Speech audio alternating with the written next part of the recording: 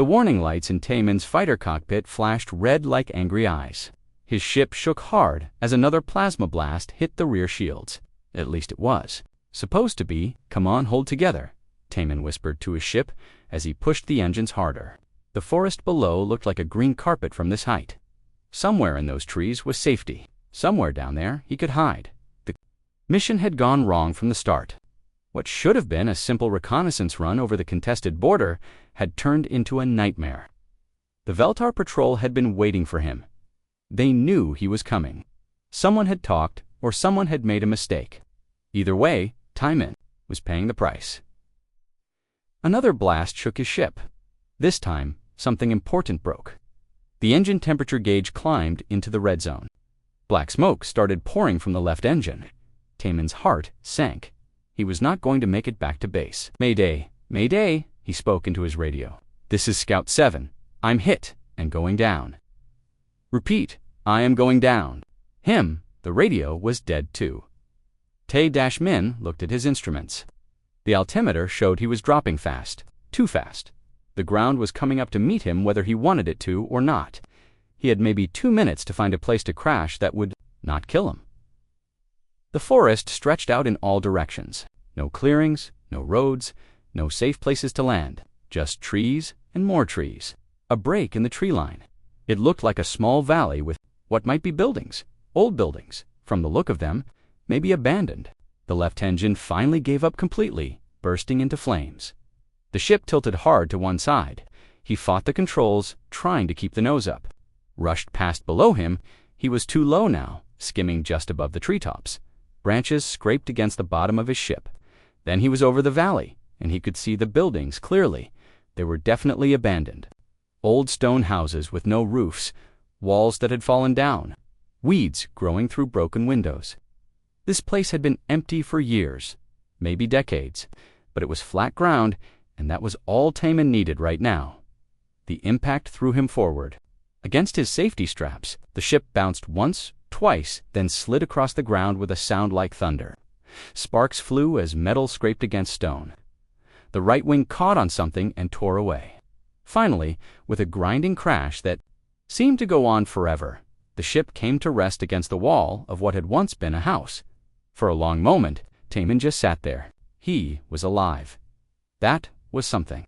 He tried to move his arms and legs. Everything worked, more or less. His head hurt. His chest hurt. Actually, everything hurt. But he was breathing, and his heart was still beating, and that meant he had a chance.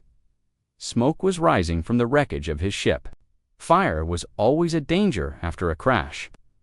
Taemin fumbled with his safety straps, finally getting them loose.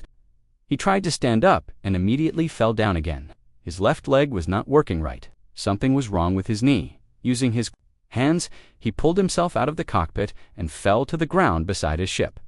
The fall knocked the wind out of him. When he could breathe again, he looked around at his new home. The abandoned settlement was bigger than it had looked from the air, maybe 20 buildings, all in ruins. Some were just piles of stone now, others still had walls standing. The place felt old and sad, like a ghost town from an ancient war. Taemin tried to stand again. This time he managed it, though he had to lean against his ship for support. His left leg would barely hold his weight. Every step sent pain shooting up to his hip.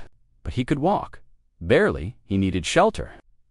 The Veltar would be looking for him soon. They would see the smoke from his crash and come to investigate. He had to hide, and he had to do it fast. The nearest building, with most of its walls still standing, was about 50 meters away. It might as well have been 50 kilometers. Each step was agony. His leg was getting worse, not better. By the time he reached the building, he was dizzy from pain and had to rest. The building had been a house once, a big one, with thick stone, walls, and deep windows. The roof was gone, but 3 walls were still solid. It would have to do. Taemin limped inside and collapsed in the corner farthest from the door. That was when he discovered he was bleeding. A lot. His flight suit was soaked with blood around his ribs. He opened the suit and looked at the damage. A piece of metal from the cockpit had cut him deep. The wound was still bleeding freely. Taemin pressed his hands against the cut, trying to stop the bleeding. It helped a little, but not enough. He would be dead in an hour. His emergency medical kit was still in the ship. If he could get back there, he might be able to patch himself up. But the ship was on fire now, and getting worse. Even if he could make the trip on his damaged leg, the cockpit might be too hot to reach. T-Min closed his eyes and tried to think. He was a reconnaissance pilot, trained to survive behind enemy lines. There had to be something he could do, some way to stay alive long enough for rescue to come. If rescue came at all, his radio was dead, and his ship's emergency beacon had probably been destroyed in the crash. Command would know he was missing when he failed to report in, but they would not know where to look. The border zone was huge. It could take days to search it all, days he did not have. As if to remind him of that fact, the pain in his side got worse. The bleeding was not stopping. His vision was starting to blur around the edges. Shock was setting in. T-Min had always thought he would die in space in a clean dogfight among the stars. He had never imagined ending up like this, bleeding out, in the ruins of some forgotten settlement on a planet whose name he could barely pronounce. But he was not dead yet, and as long as he was breathing, he would keep fighting. He just wished he knew what he was fighting for. Neera watched the burning ship from behind a crumbling wall. Her hands shook as she held her old binoculars. A human pilot had crashed in her valley. In her safe place, the one spot in the whole galaxy where she could hide from everyone and everything. Human was hurt badly. Even from this distance, she could see the blood on his clothes. He had dragged himself into the old house where she sometimes went to remember better days. Now he was lying there, probably dying. Good, whispered the angry. Part of her mind, let him die. Humans killed Kale. Humans destroyed everything. But the healer in her, the part that had once made her the best medical officer in the Veltar fleet, would not stay quiet. The human was suffering. His breathing was too fast and too shallow. His skin was pale. These were signs she knew well. Internal bleeding, maybe broken ribs. Shock setting in, he would be dead by morning if no one helped him. Neera lowered her binoculars and backed away from the wall. This was not her problem. She had come to this empty valley 3 years ago to get away from everyone, to never have. To see another person again, to never have to feel responsible for anyone else's pain. She walked back to her cave home, hidden deep in the rocks at the far end of the valley. It was a good cave, dry and warm, with fresh water from an underground spring. She had everything she needed here: food, medical supplies, books to read. Everything except peace. The human's face would not leave her thoughts. He looked young, maybe younger than Kale had been when he died, the same age as the human soldiers who had shot her mate down during that terrible battle over Kepler Station. This one was different somehow. When he fell beside his ship, she had seen him look around the ruined settlement with something like sadness in his eyes. Not the cold calculation of a warrior planning his next attack.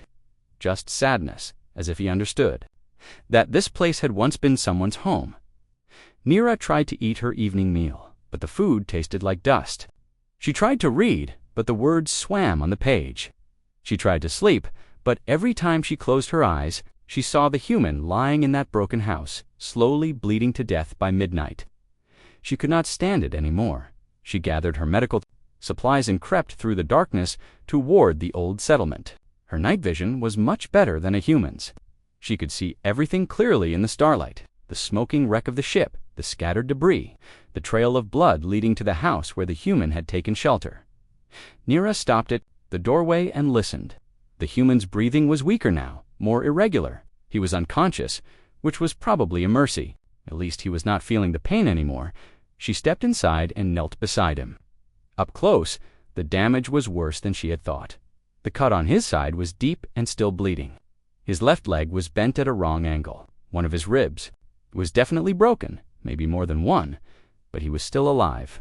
Still fighting, Neera opened her medical kit with hands that shook only a little. She had not done this for 3 years, not since the day she walked away from her position as chief medical officer on the battle cruiser Redemption.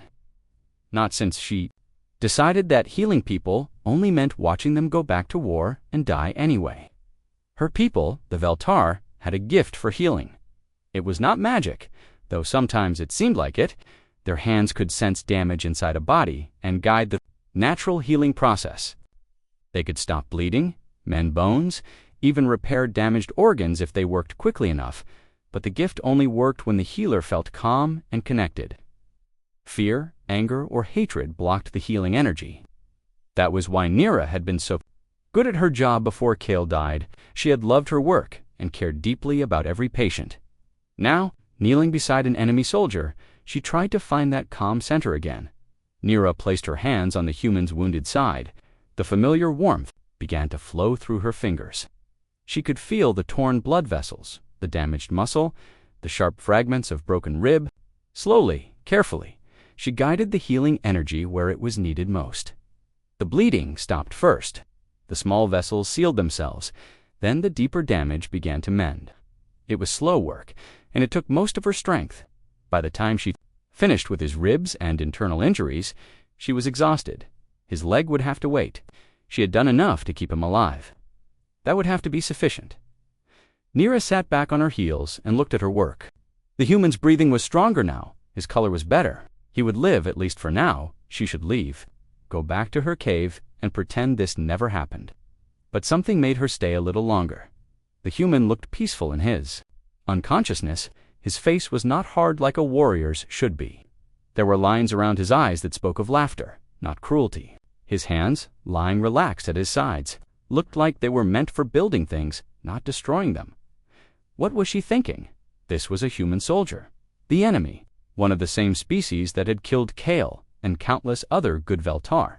She should not care what he looked like or what kind of person he might be. Against all reason and good sense, she cared. Nira reached into her supply pack and pulled out a bottle of water and some nutrition bars. She placed them beside the human where he would see them when he woke up. Then she added some basic medical supplies, bandages, antiseptic pain medication. She wrote a note on a piece of paper and left it with the supplies. It was simple. You were badly hurt. I helped you. Rest and drink water. Do not try to walk on your leg yet. She did not sign it. She did not explain who she was or why she had helped him. She certainly did not tell him that she was Veltar. As she prepared to leave, the human stirred slightly and mumbled something. In his sleep, it sounded like a name. Hannah, maybe. Or Hannah. Someone he cared about. Someone waiting for him to come home. Nira felt an unexpected stab of sympathy. She knew what it was like to have someone to worry about. She knew what it was like to lose them.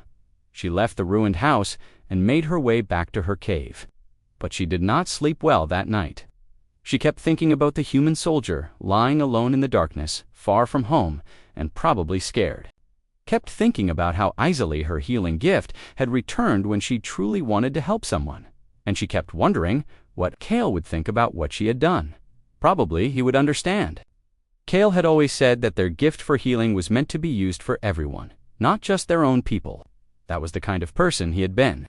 Good and generous, and willing to see the best in others. Even in humans, Nira pulled her blankets closer and tried not to think about tomorrow. The human would wake up eventually. He would see that someone had helped him. He would wonder who and why, she hoped. He would be smart enough not to go looking for answers. Taman woke up to the sound of rain pattering against the broken walls. For a moment, he could not remember where he was. Then the pain in his leg reminded him. The crash. The slow slide toward death. But something was different. The terrible pain in his side was gone. When he touched the spot where the metal had cut him, he found clean bandages instead of blood. Someone had treated his wounds while he slept. Beside him, on the floor, were supplies that had not been there before. Water, food, medical equipment, and a note written in neat handwriting. You were badly hurt. I helped you. Rest and drink water. Do not try to walk on your leg yet. Taman read the note 3 times. Someone had saved his life. Someone who knew enough about medicine to do proper field treatment. Someone who cared enough about a crashed enemy pilot to risk helping him, but who, searching for any clue about his mysterious rescuer. There were no footprints in the dust, no signs that anyone else had been here. It was as if a ghost had come in the night to heal him. Tay-Min drank some water and ate one of the nutrition bars. The food was Veltar military rations, he realized, which meant his helper was probably Veltar of Veltar, had saved a human soldier's life. That was not something you heard about every day. Over the next few days, a strange routine developed. Taman would wake up to find fresh supplies beside him. Water, food, new bandages for his wounds. Sometimes there were medicines that helped with the pain. During the day, but Timon started leaving notes of his own, weighted down with stones so they would not blow away. "Thank you for saving me. I don't know who you are, but I owe you my life." The next morning, there was a reply. "You owe me nothing. Just get better. Why are you helping me? I'm human. We're supposed to be enemies. Maybe some things are more important than war." Timon found himself looking forward to these written conversations. His unknown helper had a thoughtful way of writing. They asked about his injuries and gave good medical advice. They seemed genuinely concerned about his recovery, but they also seemed very sad.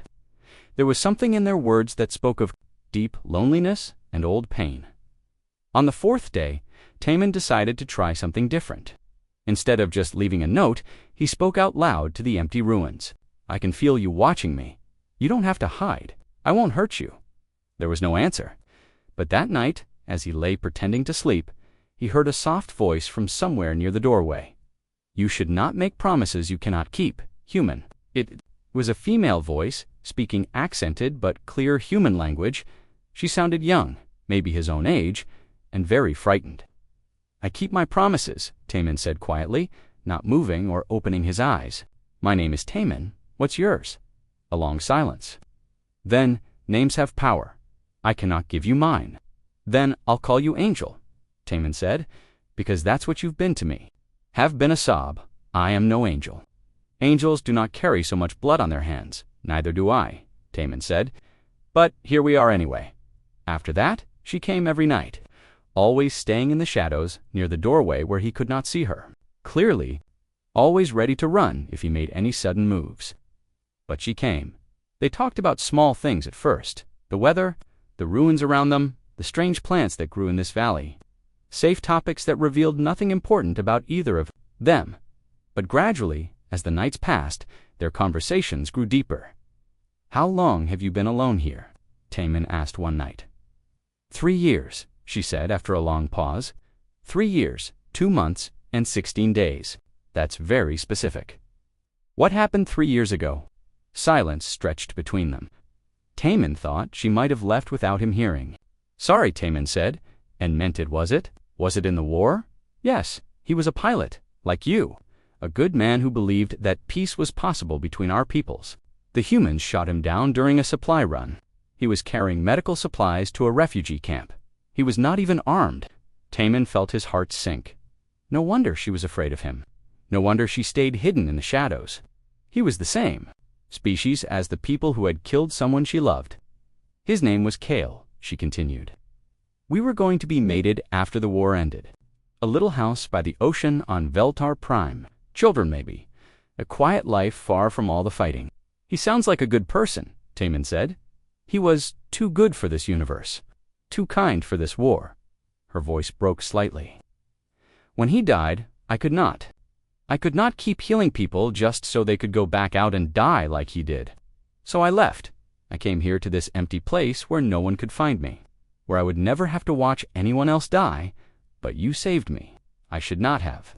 I should have let you die like you humans let Kale die, but you didn't." "No," she whispered. "I could not. Even knowing what you are, what your people have done, I could not watch you suffer and do nothing." Kale would say it was because healing is what I am meant to do, but I think it is because I am weak. "You're not weak," Timon said firmly. "You're the strongest person I've ever met. It takes real courage to help someone you have every reason to hate. You do not understand. I am Veltar. We are supposed to be your enemies, and I am supposed to be a warrior, like Kale was. But I cannot even show my face to one wounded human. I am afraid of everything. I am afraid of you, even though you can barely walk. I am afraid of other Veltar who might find me here. I am afraid of myself, and what I might do if I let myself care about someone again." Timon wanted to turn around and look at her, to offer some gesture of comfort. Instead, "It makes you careful.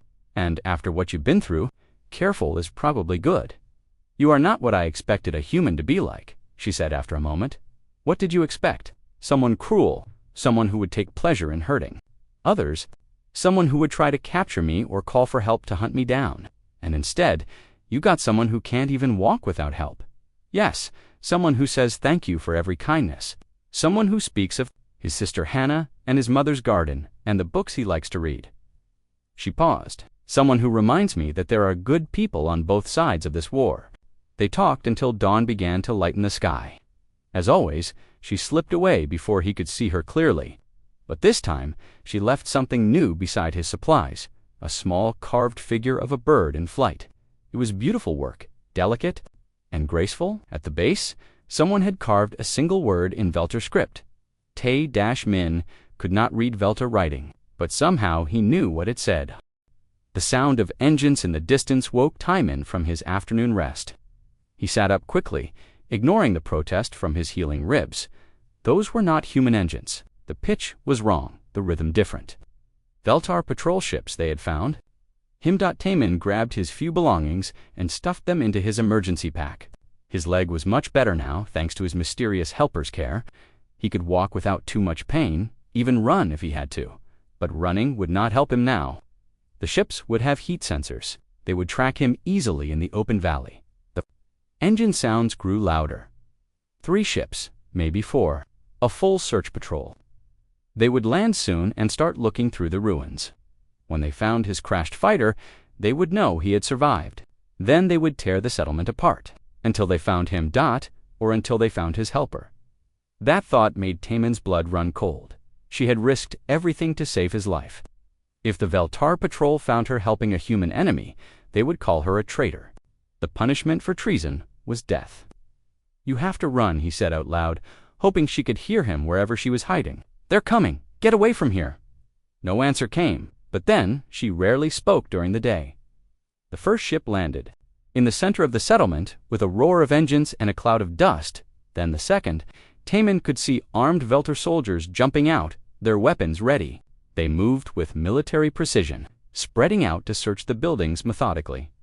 Tamon pressed himself against the wall of his hiding place and tried to think. The building he was in had 3 walls and no roof. There was nowhere to hide.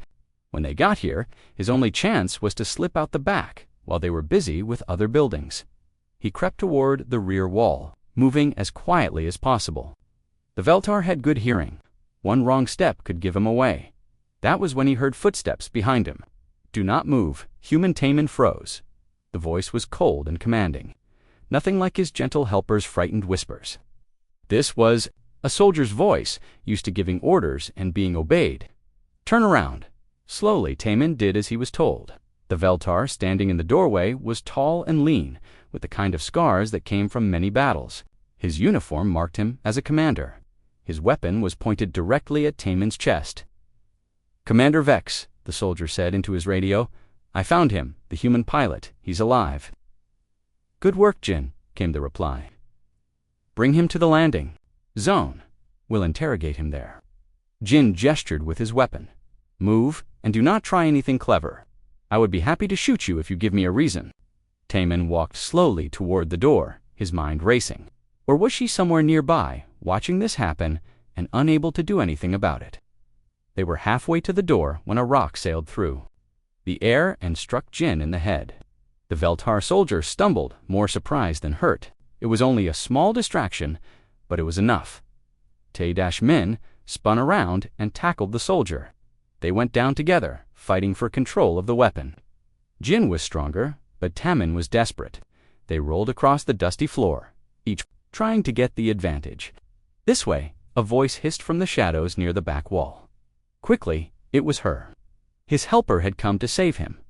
Tay-Min managed to knock the weapon out of Jin's hands. He scrambled to his feet and ran toward the voice. Behind him, Jin was already shouting into his radio for backup. "Here," the voice said. A section of the back wall that had looked solid was actually loose stones. She had moved them aside to create an opening just big enough for a person to squeeze. Through Tay-Min dove through the gap. On the other side, hands pulled him to his feet. For just a moment, in the dim light, he saw her face clearly. She was beautiful in the way that Veltar women were beautiful, tall and graceful, with large dark eyes and pale blue skin that seemed to glow softly in the shadows. But her eyes were full of terror, and her hands shook as she helped him stand. "We have to go," she whispered. "They will find this hole soon." She led him through a maze of fallen walls and hidden passages that she seemed to know by heart. Behind them, he could hear the soldiers shouting and searching. They were organizing a proper hunt now. Soon this whole area would be crawling with armed Velter. There, she said, pointing to a narrow crack in the cliff wall. My home. We can hide there.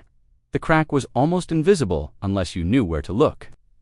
They squeezed through into a natural cave that opened up into a surprisingly comfortable living space.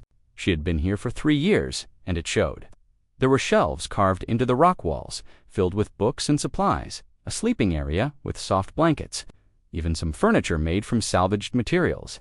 This is where you've been living, Taman said, looking around in amazement. Yes, it is not much, but it has kept me safe. She moved to a small window opening that looked out over the valley. Till now, through the window, they could see the search teams spreading out through the ruins. There were more ships landing. This was not just a patrol anymore. This was a full military operation. They will not give up, she said quietly. Commander Vex has been hunting human soldiers for 2 years. He takes it personally when one escapes. Then we have to leave, Taman said. Both of us. If they find you helping me, I know what they will do. Her voice was steady, but he could see the fear in her eyes. I am already a traitor for leaving. My post, this will only make it worse. Why, Taman asked. Why did you risk everything to help me? You could have stayed hidden. Let them find me and take me away. You would have been safe. She was quiet for a long moment, watching the soldiers search through her old home. Because Kale would have helped you, she said finally. If he were here, if he had found a wounded human pilot, he would have done exactly what I did. He believed that every life had value, even enemy lives. He said that was what made us different from the people who started this war. You loved him very much. Yes, and I think helping you was a way of keeping him alive, of being the person. He believed I could be. She turned away from the window. But now I have put us both in danger. No, Taman said firmly. You saved my life. Multiple times now. Whatever happens next, I want you to know that. Outside, the search was getting closer. They could hear soldiers calling to each other, coordinating their efforts. It was only a matter of time before someone noticed the crack in the cliff wall. There is another way out, she said, a back entrance that leads deeper into the mountains. But it is dangerous. The path is narrow, and the weather can change quickly. More dangerous than staying here. She almost smiled at that. No, much less dangerous than staying here. They gathered what supplies they could carry quickly. Food, water, medical equipment, warm clothes. As they prepared to leave, Taman realized something. I still don't know your name, he said. She paused at the cave entrance, looking back at the home she was about to abandon forever. Nira, she said softly. My name is Nira. Thank you, Nira, for everything. She nodded and led him deeper into the cave system behind them. The voices of the search teams grew fainter, but Taman knew this was not over. Commander Vex would not give up easily. And now Nira was in as much danger as he was. They were in this together now, whether they wanted to be or not. The mountain path was worse than Nira had warned. For 3 hours they climbed through narrow passages and across loose rock slides. Taman's leg, still not fully healed, ached with every step. But he did not complain.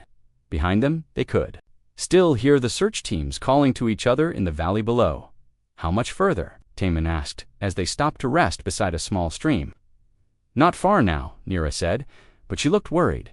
There is someone I need to contact, someone who might help us, but I have not spoken to her in 3 years. Family. My sister Nira filled their water bottles from the stream. She is a medical officer with the Veltar forces. We had a disagreement when I left the military. What kind of disagreement? She thought I was being selfish, running away from my responsibilities. She said that Kale would not have wanted me to quit helping people just because he was gone. Nira's voice grew quiet. She was probably right. They continued climbing. The path led to a communications array built into the mountainside. It looked old, but functional. Nira activated the equipment with practiced hands. This is an emergency frequency, she explained. Military Medical Corps. If Yuna is still stationed in this sector, she should receive the signal. The reply came. Quickly, a woman's voice, sharp and professional. "This is Medical Officer Yuna responding to emergency signal." "Identify yourself." Nira hesitated for a moment. Then, "Hello, sister." The silence that followed seemed to last forever. Yuna's voice was filled with disbelief. "Is it really you? Where have you been? I thought you were dead." "I have been hiding, living alone in the old settlement in Sector 7.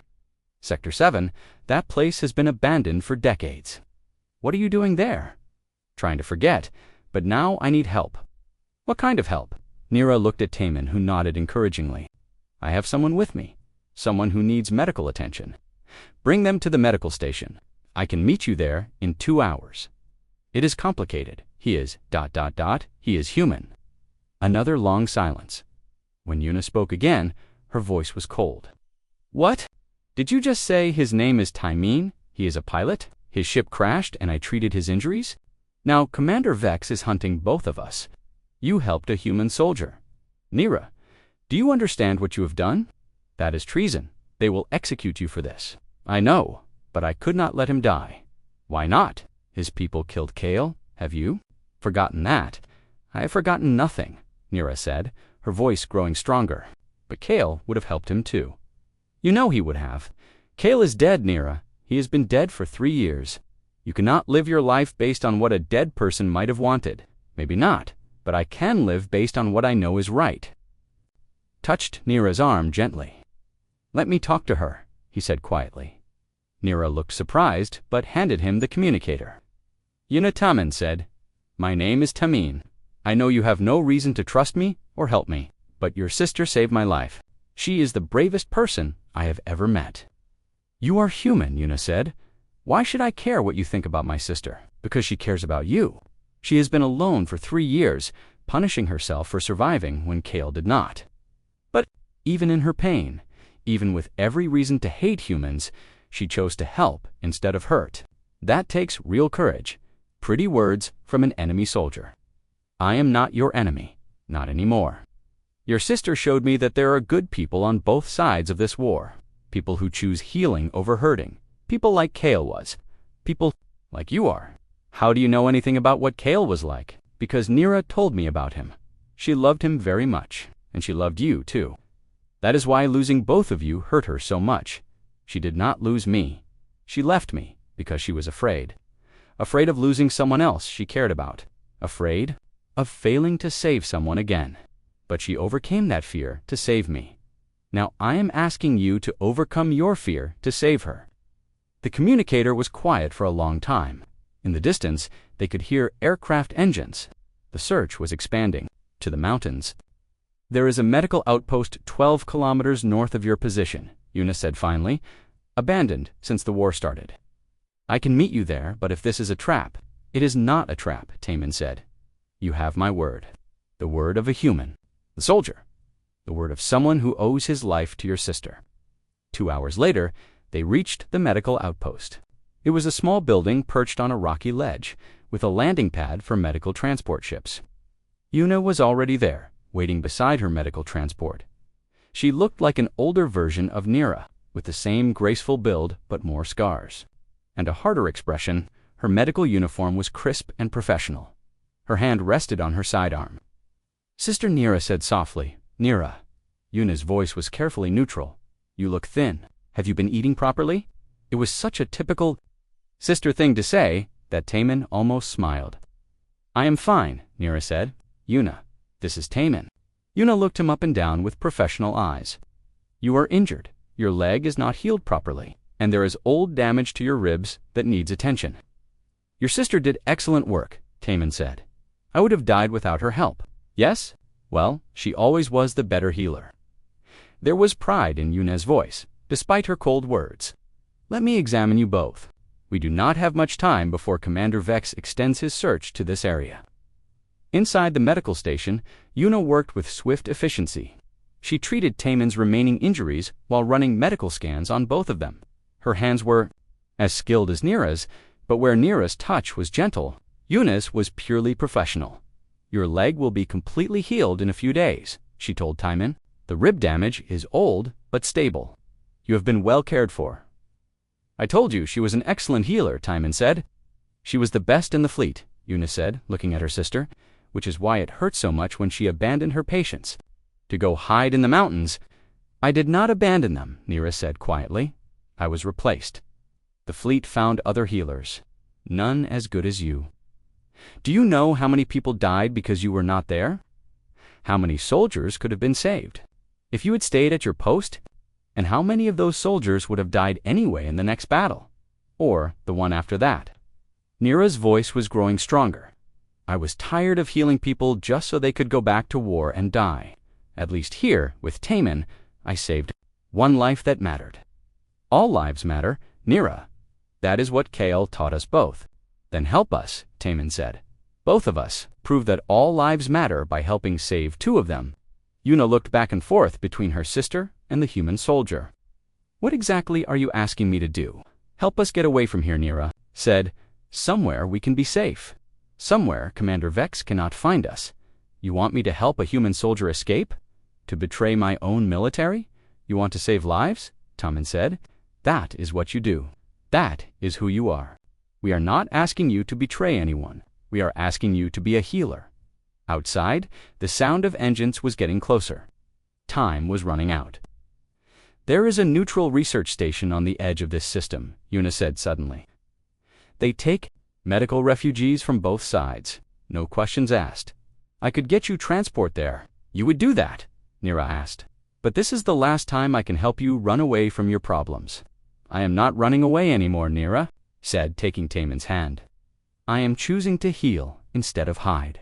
There is a difference. Una looked at their joined hands and almost smiled. Yes, I think there is.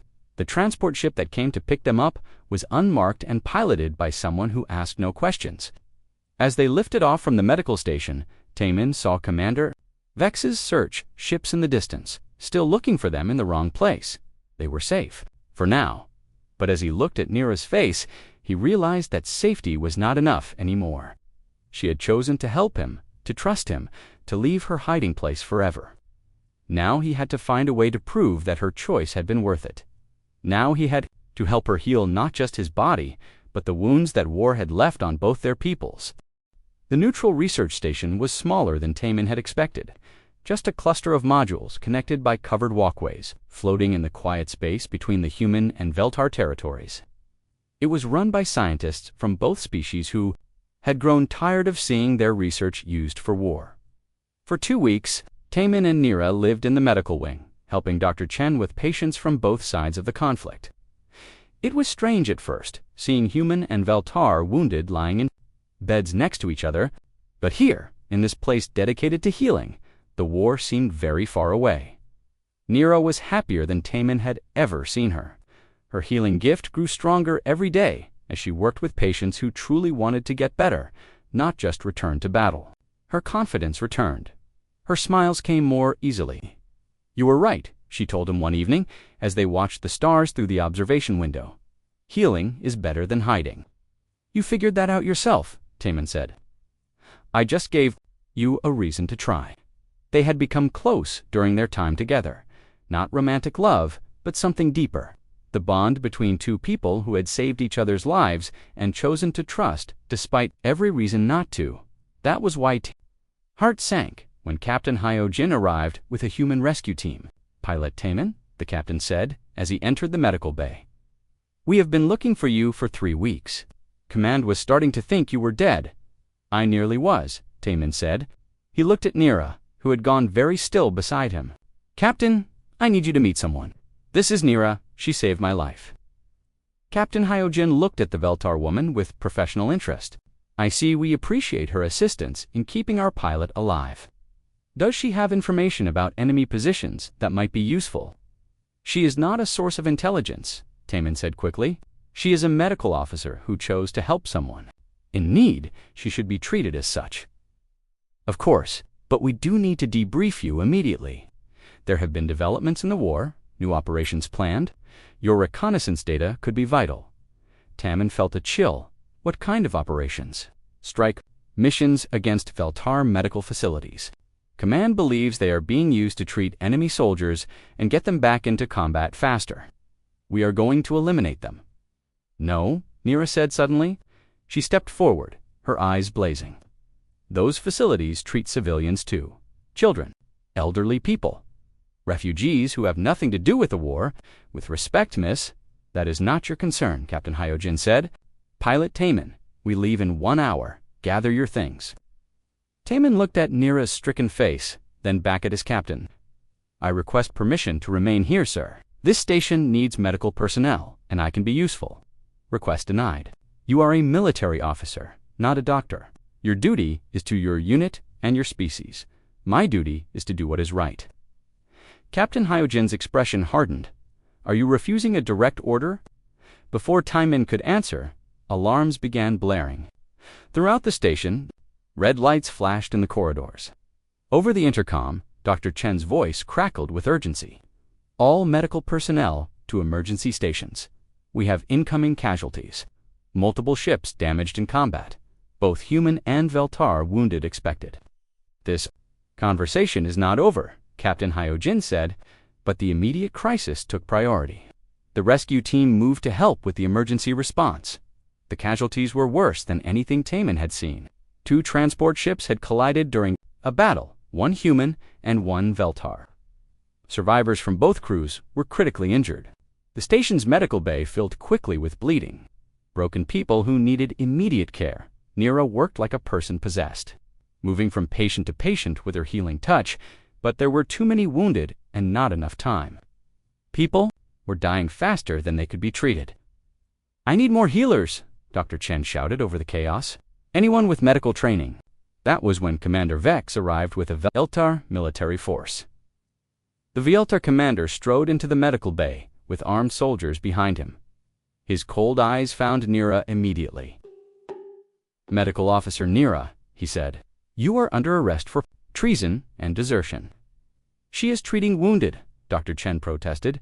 This is a neutral facility. She is a traitor who has been helping enemy soldiers. The neutrality agreement does not protect criminals. Nira looked up from the patient she had been treating, a young Veltar pilot with massive internal injuries. I cannot leave him. He will die. Let him die. That is what happens to soldiers in war. No, Nira said firmly. She placed her hands on the pilot's chest and focused her healing energy. I will not let anyone else die if I can prevent it. Then you will die with him. Commander Vex raised his weapon, pointing it at Nira's back. But before he could fire, Taemin stepped between them. If you want to shoot her, you will have to shoot me first. Gladly, Vex said. And me, said Captain Hyojin, moving to stand. Beside Taemin, this woman is under the protection of human forces. And me, said Dr. Chen. And me, said Yuna, who had arrived with a second wave of medical personnel. One by one, humans and Veltar in the medical bay moved to form a protective circle around Nira. Doctors, nurses, even some of the wounded who could still stand. They linked arms and faced the armed soldiers. You cannot arrest all of us, Dr. Chen said calmly. And you cannot shoot wounded people in a medical facility without violating every law of civilized warfare. Commander Vex looked around at the faces surrounding him, humans and Veltar, standing together, protecting one of their own who had chosen healing over hatred. This is not over, he said finally, but he lowered his weapon and gestured for his soldiers to do the same. The crisis passed, but its effects lingered. Word spread quickly through both fleets about what had happened at the research station, about the Veltar healer who had saved human lives and the humans who had protected her in return. 3 days later, representatives from both governments arrived to negotiate. There has been enough killing, Admiral Park of the human fleet said as she sat across from General Thul of the Veltar forces. Maybe it is time to try healing instead. My thoughts exactly, General Thul replied. The ceasefire agreement was signed in the station's medical bay with Nira and Taemin as witnesses. It was not a full peace treaty, but it was a beginning, a chance for both sides to step back from the edge of total war. What will you do now? Taemin asked Nira as they watched the signing ceremony. I think I will stay here, she said. This station needs healers, and I have learned that healing is what I do best. What about you? I have been offered a position with the diplomatic corps, helping to negotiate the full peace treaty. It seems like important work. It is Kale Wood. Be proud of both of us. They stood together at the observation window, watching human and Veltar ships side by side instead of in battle formation. It was a small change, but it was a start. You know, Taman said, when I crashed in your valley, I thought my life was over. I never imagined it would lead to this. Sometimes the best things happen when we help each other instead of fighting, Nira said. Sometimes the strongest thing we can do is choose to heal. Outside the window, the stars shone down on a universe that was slowly, carefully, learning to make peace instead of war. And in the medical bay behind them, human and Veltar healers worked side by side, proving that some things were indeed more important than the conflicts that divided them. The healing had begun.